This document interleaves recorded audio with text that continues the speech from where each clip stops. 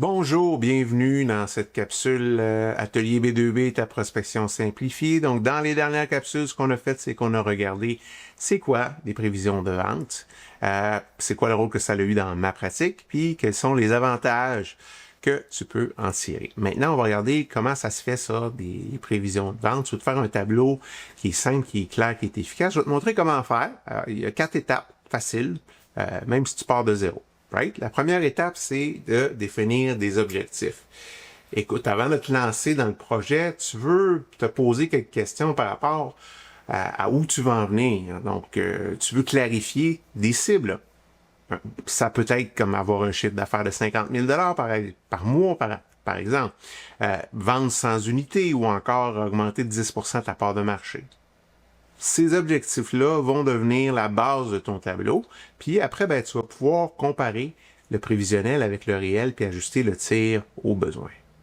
Ensuite, la deuxième étape, tu veux analyser les données parce qu'une prévision, c'est pas de la magie, c'est basé sur des faits.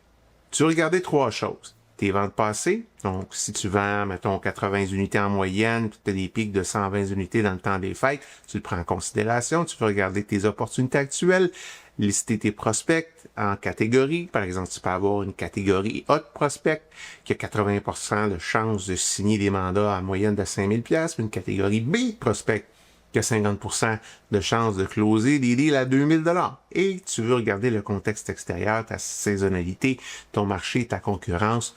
Tout ça, ben, ça peut avoir une influence sur les résultats que tu anticipes.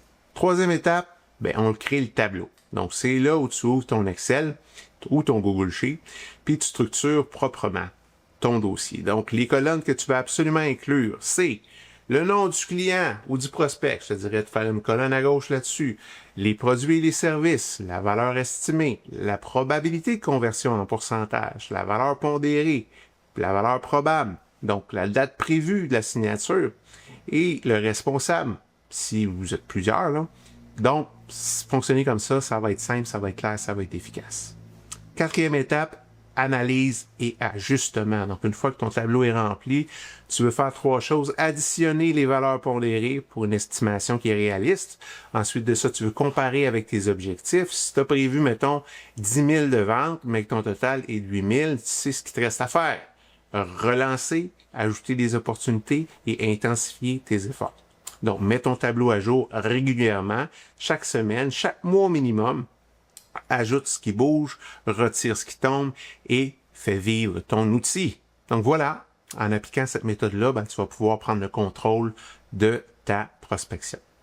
Tu transformes des données en décisions et tes décisions en résultats. Donc, tu n'as pas besoin d'être un expert en Excel, tu as juste besoin d'être structuré, réaliste et constant. Merci d'avoir suivi cette série sur les prévisions de vente dans l'Atelier B2B. Ta prospection simplifiée. On se retrouve bientôt dans une autre série. En attendant, bon succès.